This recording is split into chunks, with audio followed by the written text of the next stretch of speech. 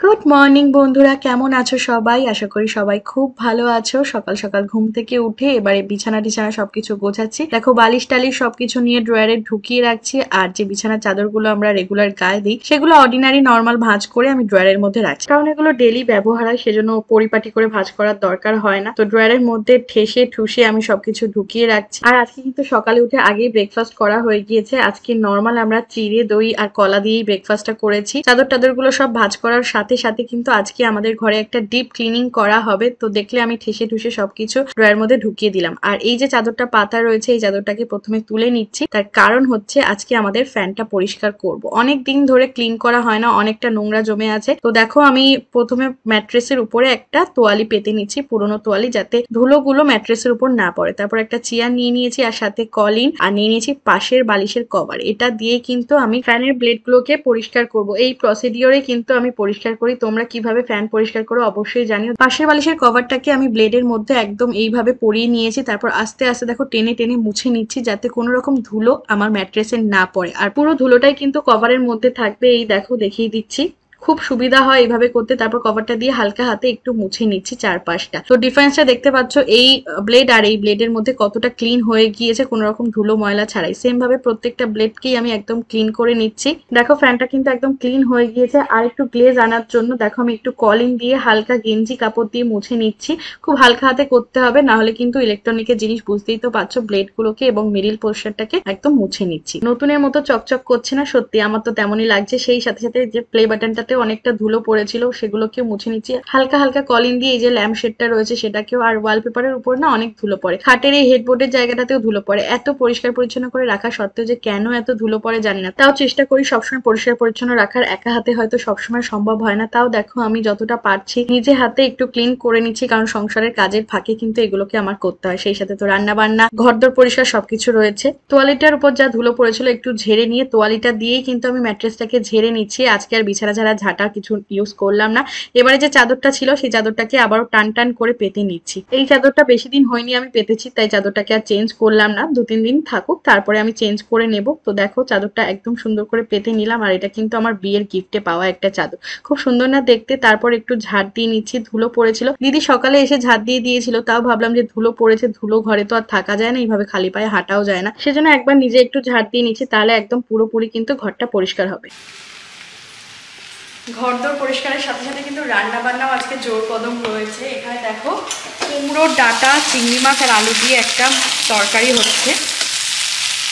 সামান্য 5 ফোড়ন, শুকনো লঙ্কা দিয়ে অল্প একটু পেঁয়াজ টমেটো দিয়ে এটা বানানো হয়েছে। কষানো একদম হয়ে গিয়েছে, এবারে জল দিয়ে দিচ্ছি। ভাত রুটি দুটো দিয়েই খাওয়া হবে, সেই কারণে ঝোলের পরিমাণটা এরকম যাচ্ছে, কারণ খুব বেশি শুকনো করছি না। আর এদিকে এবারে চিকেন কষাটা বানাবো। এই যে এখানে চিকেন একদম পরিষ্কার করে ধোয়া রয়েছে, এখানে আলু চিকেনের জন্য টুকরো করে কাটা রয়েছে, পেঁয়াজ কুচি, আদা লঙ্কা বাটা, টমেটো, কাঁচা লঙ্কা রয়েছে, আর এটার মধ্যে রসুন পেস্ট রয়েছে। ঠিক আছে, তো তেল দিয়ে দিলাম। এবারে এর মধ্যে আলুগুলো আগে দিয়ে দিই।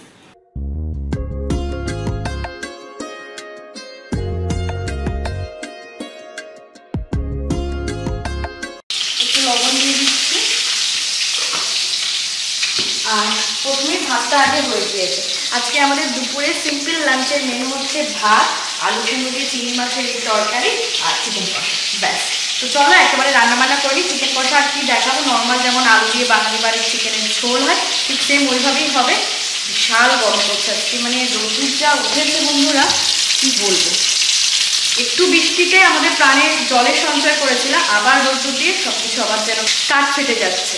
বাইরে এত রোদ্দুর, তারপর রান্নাঘরে এত গরম। কুড়িয়ে কাড়িয়ে খুঁজে পেয়েছি একটা গ্লুকন্ডির ছোট পাউচ, কারণ এবছর আমাদের এখনো সামারে কিচ্ছু কেনা হয়নি, কোনো কোয়াশ বলো কোনো রসনা বলো কিছুই। তো এটা 10 টাকার একটা ছিল, ফ্রি পাওয়াই বোধহয়, অরেঞ্জ ফ্লেভারের গ্লুকন্ডি। ঠান্ডা জল দিয়ে দুজনের জন্য হাফ গ্লাস করে আমি গ্লুকন্ডি গুলে নিচ্ছি। এটা যেন শরীরে একটা আলাদাই এনার্জি আনবে। একটু গুলে নিয়ে এবারে হচ্ছে ট্রাই করবো গ্লুকন্ডিটা কেমন হয়েছে খেতে, দেখা যাক। অরেঞ্জ ফ্লেভারটা যদিও আমার খুব একটা ভালো লাগে না, নিম্বু পানি যে ফ্লেভারটা হয় না সেটা বেশি ভালো লাগে। ঠান্ডা গেল শরীরের মধ্যে, যেন আলাদাই রিফ্রেশমেন্ট। একা খেলে তো হবে না, তাই প্রবীরের জন্য দিয়ে দিচ্ছি। এই যে প্রবীর মশাই, আপনার জন্য গ্লুকন্ডি। তো প্রবীর এখানে গ্লুকন্ডিটা ট্রাই করছে, ওর তো ঠান্ডা ঠান্ডা জিনিস যা দেবে ওকে তাই খেয়ে নেবে। রান্না বান্না শেষ করে ভাবলাম আজকে এই যে কিচেন ক্যাবিনেটের এই দিকটা একটু অর্গানাইজ করে নিই, কারণ প্রচুর অগোছালো ছিল। দিদি এসে সব হুড়ো তাড়া করে এমনি করে রেখে দেয়, জিনিস খুঁজে পেতে অসুবিধা হয়, কি এই পাত্রে আমি তরকারি রাখবো, কোন বাটিতে রাখবো, কোন চামচ, কি বৃত্তান্ত। সেই কারণে আমি সবকিছু আজকে একটু সেপারেট করে রাখলাম। দেখো নিচে এই জায়গায় যে এক্সেস, এত দুজনের সংসার এত চামচ খুন্তি লাগে না, তো দুটো তিনটে করে বের করে রেখে বাকিগুলো সব এখানে রেখে দিয়েছি। ওখানে ননস্টিকের কড়াই, এখানে মিক্সির সব কন্টেনারগুলো রেখেছি, কারণ সবসময় সবটা লাগে না। যখন একটু শরবত বানাই, লস্যি বানাই, তখন বড়টা লাগে, না হলে মশলা বাটাবাটির জন্য মিডিয়ামটাতেই চলে যায়। আর এই যে ছোট্টটা, এটা তো পোস্ত সর্ষে এগুলো বাটতে কাজে লাগে। তারপর এই দিকটা কি রেখেছি বলতে, এই যে গামলাগুলো সব রেখেছি, বড় ডেস্কিটা খুবটা লাগে না। ওইদিকে ট্রেটা রেখে দিয়েছি, এখানে কড়াইগুলো রেখেছি, থালা, একটু ঢাকা দেওয়ার জিনিস। ওইদিকে কুকারটা রেখেছি, কারণ বড় কুকারটা এই সেপারেটে রাখিনি, সেটা আমি ওই মিনিটের মধ্যে রেখে দিয়েছি যখন বিরিয়ানি হবে বা বেশি পরিমাণ মাংসটা রান্না হবে। তো এইভাবে আমি গুছিয়ে রেখেছি। পরের দিন সব এক একটা করে, মানে একদিনে যদি আমি সবটা গোছাই তাহলে মনে হয় বিকেল 4টে বেজে যাবে, সেজন্য আজকে একটা গোছালাম। তারপর দেখো কিচেন স্ল্যাবগুলো খুব ভালো করে মুছে পরিষ্কার পরিচ্ছন্ন করে রেখেছি। এখন বেসিনের অবস্থাটা খুবই মেজদার, কারণ বেসিনে সব বাসন কোসন রান্না বান্নার পরে যাচ্ছিল। তো এই জায়গাটাও আমি ঠিকঠাক করে অর্গানাইজ করবো, মুছে টুছে পরিষ্কার করে। আর এদিকে দেখো প্লেটগুলো তো আমাদের প্লেট র্যাকে এরকম রাখা থাকে, আর এই জিনিসটা ছিল ওটার ভিতরে, এইটাও একদম পরিষ্কার করে অর্গানাইজ করতে হবে। সেটা আজকে বেলা হয়ে যাচ্ছে, আমরা আবার চান করে পুজো দিতে হবে, সেই কারণে আজকে করছি না।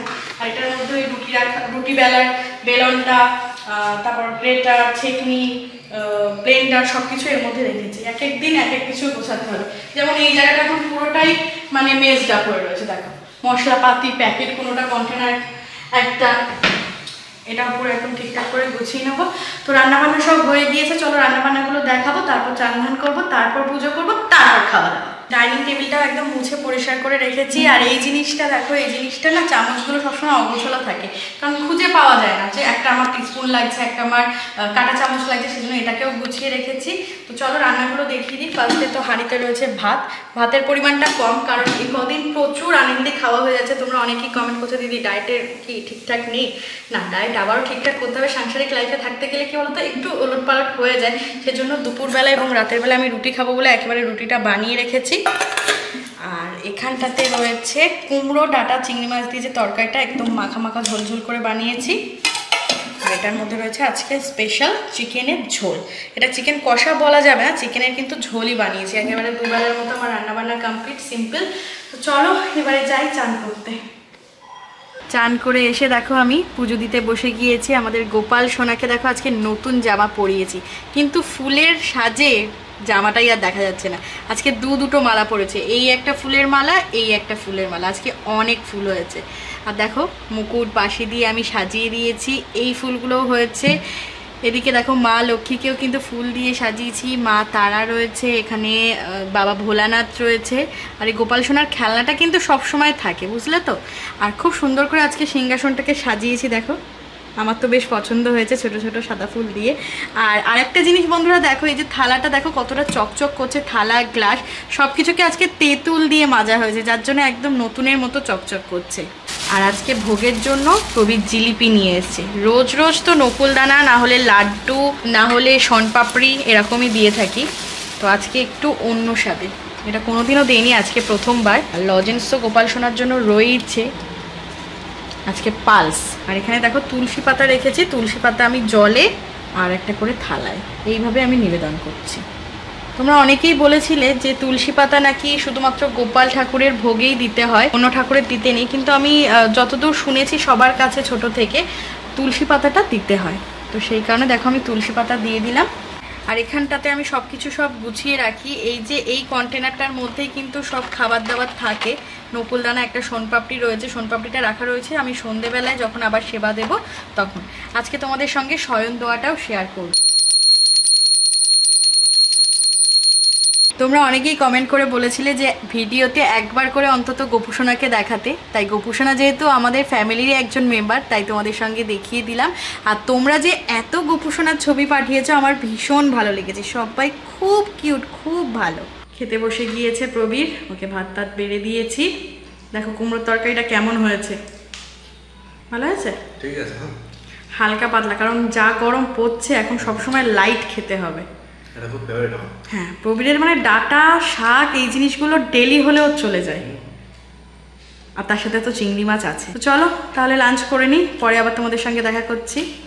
সন্ধে দেখাতে চলে এসেছি, ধূপ ধরিয়ে আমি সন্ধে দেখিয়ে দিচ্ছি। আর দেখো সোনপাপড়িটা আমি গোপাল ঠাকুরকে ভোগে দিয়েছি সন্ধেবেলায়।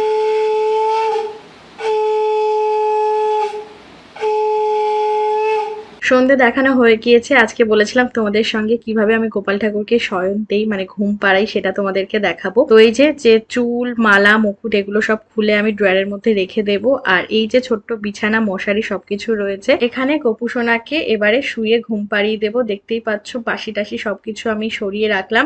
এই যে গুড নাইট বলে দেওয়ার পালা গোপুসোনাকে। আর জামাটা আর পাল্টালাম না, কারণ গোপুসোনার তো এখন খুব বেশি জামা নেই। আমি পরে যখন নাইট ড্রেস কিনবো তখন জামাগুলো পাল্টে পাল্টে রাখবো। এই যে আর একটা রুমাল কিনেছিলাম, এটাই কিন্তু আমি অ্যাজ এ ব্ল্যাঙ্কেট হিসাবে গোপুসোনার গায়ে দিয়ে দিচ্ছি যাতে ঠান্ডা না লাগে, সেই কারণে এবার একটু হাত বুলিয়ে ঘুম পাড়িয়ে দিলাম। তারপর আমি মশারিটা আটকে দিলাম যাতে একটু মশার না কামড়ায়। কত কিউট লাগছে না, একদম যেন ছোট্ট বাচ্চার মতো। তারপর দেখো সবকিছু আমি ড্রয়ারের মধ্যে ঢুকিয়ে রাখছি, আর ফুল টুল যেগুলো ছিল সবকিছু আমি পরিষ্কার করে দিয়েছি সিংহাসনে।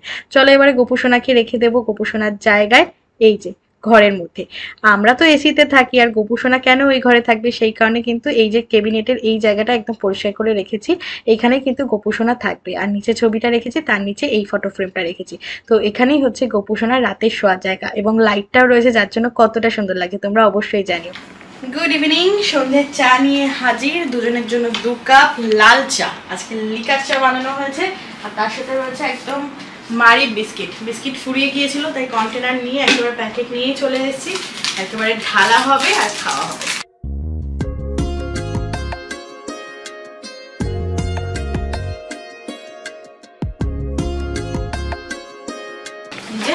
কন্টেনারে ভরে রাখলাম, এবার অনেক দিন চলবে।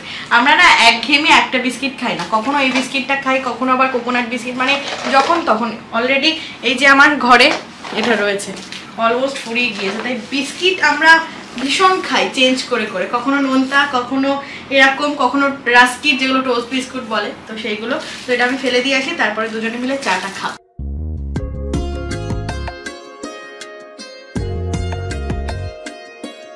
আজকে নর্মাল লিকার চা, কোনো আদা ফাদা কিচ্ছু দেওয়া না, গুড় টুড়ো না, অল্প একটু চিনি দিয়ে করা যাতে একটু হালকা মিষ্টি হয়। ভালো। এই যে আমার কর্তা মশাই এতক্ষণ ধরে মানে ওলট পালট করে দিয়েছে, এতটা জিন্স এখানে, এখানে এতটা জিন্স, ওই ব্যাগটা দেখো, ওই ব্যাগটা দেখো, এখানে জিন্স, ট্র্যাক প্যান্ট সবকিছু মিলিয়ে ও গুছিয়ে ও এখন ফিটিংস করতে দিতে যাচ্ছে, ঝুল কাটাতে দিতে যাচ্ছে, আর এগুলো পড়া যাচ্ছে না, সেই জন্য আমাকেও নিয়ে যাচ্ছে এই সন্ধ্যেবেলা। চলো চলো।